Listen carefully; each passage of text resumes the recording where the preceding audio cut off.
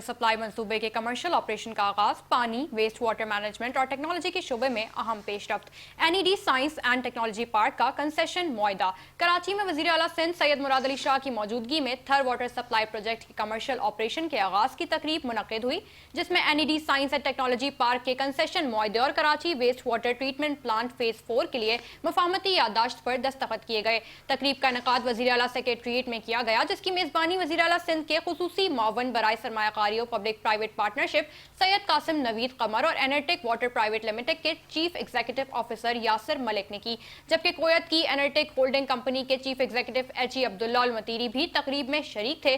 منصوبوں کو public private partnership کے تحت سندھ میں پانی، ویسٹ واٹر مینجمنٹ اور ٹیکنالوجی کے شعبے میں اہم پیش رفت قرار دیا گیا۔